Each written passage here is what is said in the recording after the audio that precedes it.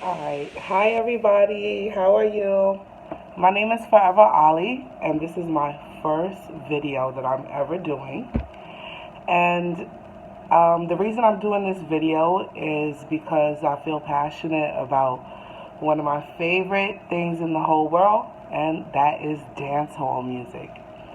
Yes, dancehall music is um, a Jamaican invention. I'm not Jamaican.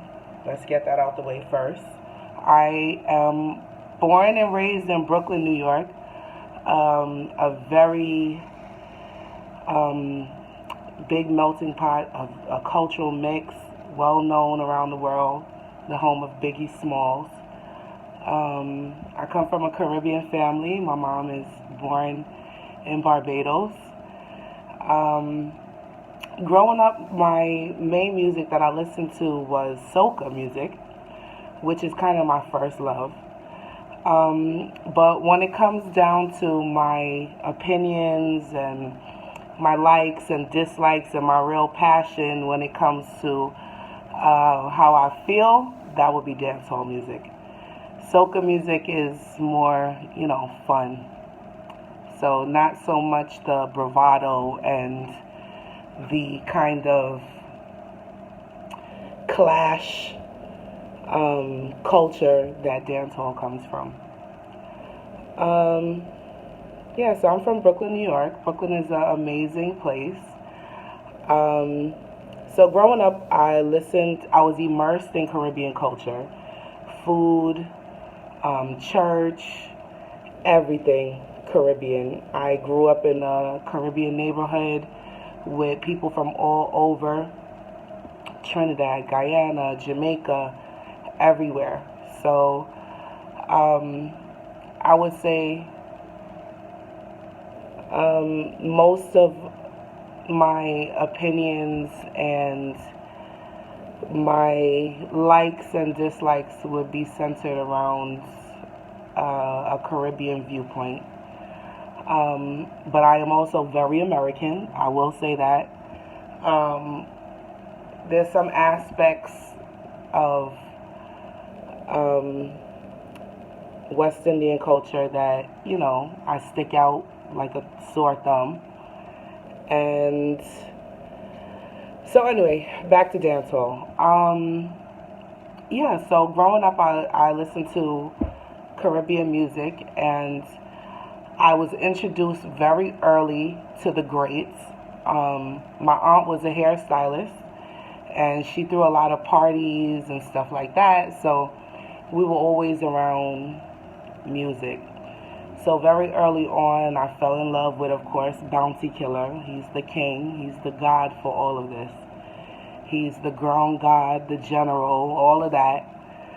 Um, and also, of course, Buju Banton, Shabba Ranks, Super Cat. I remember when Super Cat did his first song with Biggie Smalls, and that was right around the time that Biggie Smalls was first coming out. That was actually before Biggie Smalls became a household name.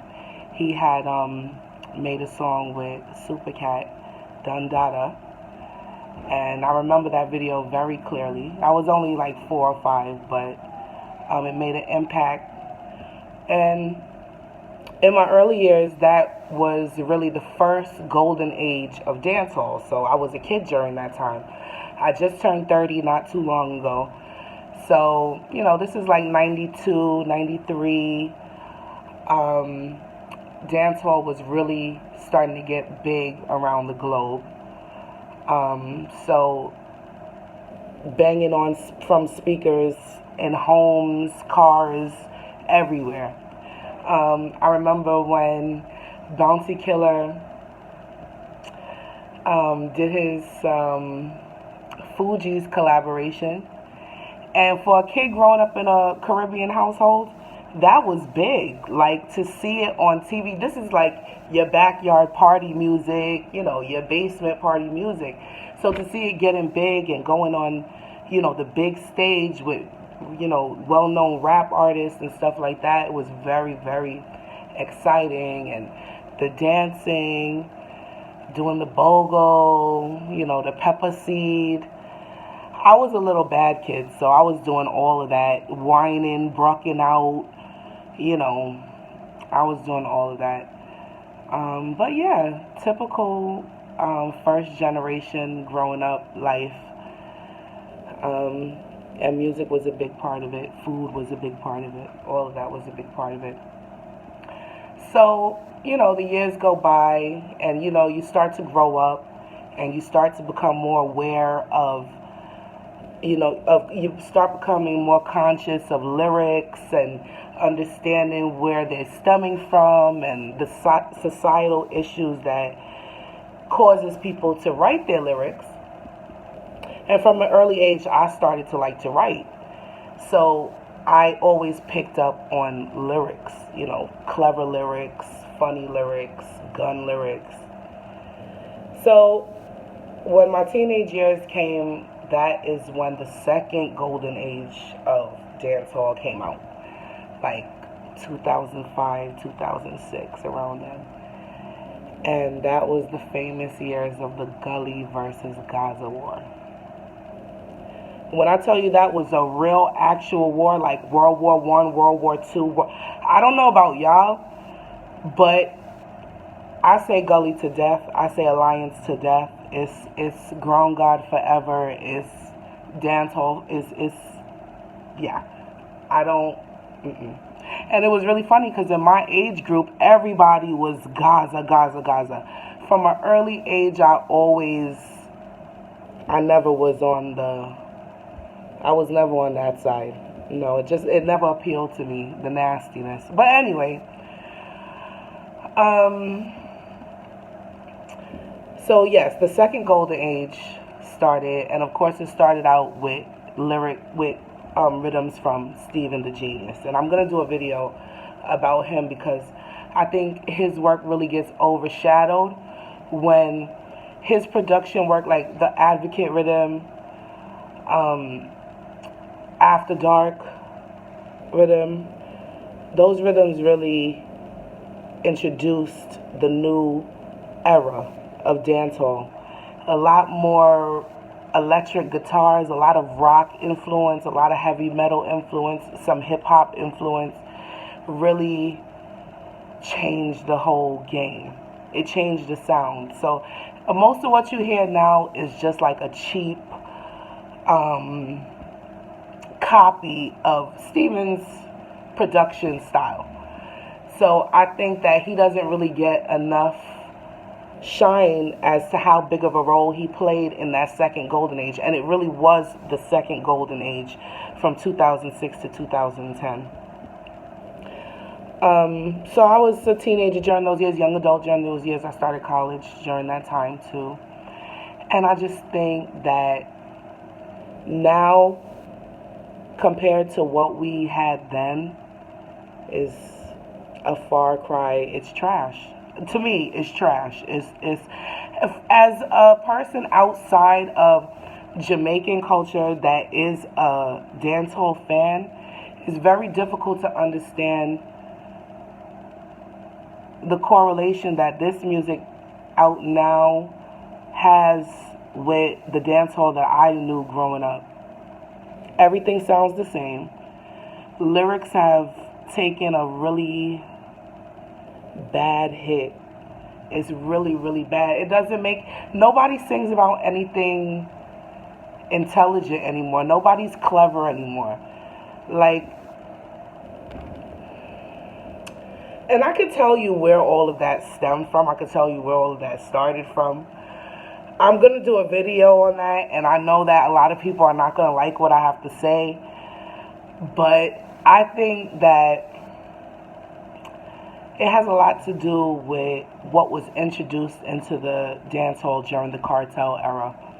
A lot of things that dancehall did not stand for got introduced. A lot of things slipped under the rug. Bounty tried to tell us many, many times that it was going the wrong direction. And nobody knows how to perform. This is something really been talked about a lot recently since Sumfest ended. Since Sumfest took place a few weeks ago. Nobody knows how to perform anymore. What what what y'all are calling? There used to be a time in dancehall when an artist would just come on stage by themselves. No, they had their entourage, of course, but just the energy from the song, just the way they knew how to sing the song, just the way they knew how to, give it to you. They didn't need all these extra gimmicks and shit to impress us. They could hold a crowd with one song. But all of this pulling up and dash and like you're not giving the audience what they paid for, and the art of performing has been lost. Do you know that the art of the stage show is a part of our ancestry, as a part of our history as black people? Being able to hold an audience with just the what you have to say, that's very important to our culture. If you look at most black music around the world, it stems from talking. Hip hop stems from speaking, your speaking abilities, your ability to artistically deliver what it is you have to say. And I think that art was preserved beautifully in dancehall as a simple form of African music or black music. It was very close to our roots, with artists like Professor Nuts and the Great Ninja Man. The performing skills and talent of someone like Ninja Man can never be underestimated. Ninja Man is a genius. The ability to hold a crowd, especially a crowd as tough as a dancehall crowd, where you could easily get bottled if you go the wrong direction. If you piss the wrong person off, you're done. Or the wrong group of people, your whole show is done. So the art of performing is crucial to dancehall, and that's being lost. It's being watered down. It's not enough to just go in the studio and be a badman. That's not enough. The stage is where you prove yourself. I think it also has a lot to do with dancing. Dancing does not play the same role that it did back in the day. What new dances are there? What new dances are there? There was a time where the new dance was the hottest thing and everybody had to know it. Dances are not like that anymore. The last big dance I know of was the Dutty Wine. And I'm sorry, I'm getting old. This channel is for 30 and up. It's for us that lived during the last golden era. The Gully versus Gaza people. The teenagers from that time. Because this new shit they have now, I don't know what's happening. After 2010, I don't know what happened. Everything sounds alike. And the producers have a lot to do with it. Because y'all making fuckery rhythms. Nobody don't want to dance to that. That's rhythms to go on a dance and pose up at. But that's not no rhythms to really get people excited. Everything sounds the same. Everything sounds very pop oriented, very hip hop oriented, very Americanized. Lots of synthesizers and those kind of tools, and I don't know, Pro Tools. I don't know what the hell it all sounds the same. That's what I'm saying. I think the last rhythm that I really heard that I really liked was in 2016, the dancehall bully rhythm. That was a really good rhythm. And we got some really amazing tunes out of that. Trigger Work It, I listen to that every day still. Every day, every day I have to listen to that to get me pumped up for the day. Thank you. But he's a lyricist to his heart. He could rhyme over the ABC rhythm and make it hot. Idonia Badman. What else? I know y'all are gonna be, dissing me like, who the hell are you to tell us about dancehall? You're not even Jamaican. I don't care. I'm a dancehall fan. I'm a fan of good lyrics. I can't even say I'm a fan of dancehall. Dancehall is a big part of my everyday life. I'm just like a lot of you watching. and I have a big mouth, and I have a lot to say. And I miss the old days, I really do. And I know that everything has to modernize and everything has to go forward and everything, but I think dancehall is going backwards in the wrong way. After that great epic war, Gully versus Gaza, it's like Badman overload now. Everybody is a Badman. Everybody has Badman things to say. But nobody's not really moving me. Alkaline took some time to grow on me. I think that's because he came out in a time, the post cartel years, when you needed a lot of gimmicks to really be seen. And that's when in 2010, 2011, 2012, those years where, you see Gage.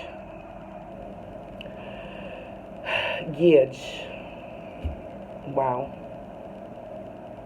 I'll do a video on him too. But Gage, yeah. Dung and I true it. That him said. Before Cartel was talking all that shit, Gage couldn't come out with no song named No Down and I True It. Hell no. That could have never happened. Okay? Ishana, the dance hall I grew up in, Ishana would have dead. She be dead. She wouldn't even come out and sing no shit like that. Equal rights and justice. Equal rights and justice would have actually been a cultural tune back in the day. When you saw that and you read, oh, equal rights and justice, you'd have been like, oh, okay. A sizzler meant that? No. Nowadays we have so much stinking, dirty slackness. Everything is about a new wine or a new this or a new, like, half naked. None of the women are saying anything legible. I don't know. So I'm upset. I'm disappointed. Every time I think, Raijin King. Okay. All right. But at the end of the day, you still sound like everybody else. I'm sorry. You sound just like everybody else. Nobody's standing out. Nobody is standing up on their own uniqueness. Everybody is just following a... Back in the day, we had so many different artists with so many personalities.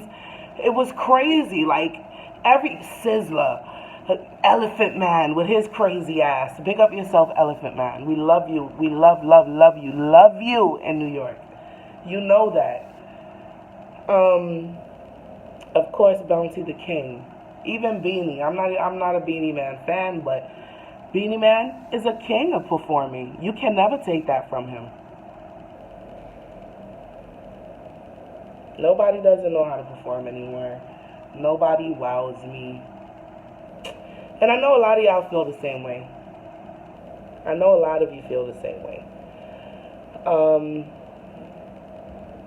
A lot of you who are up going towards my age and a little older.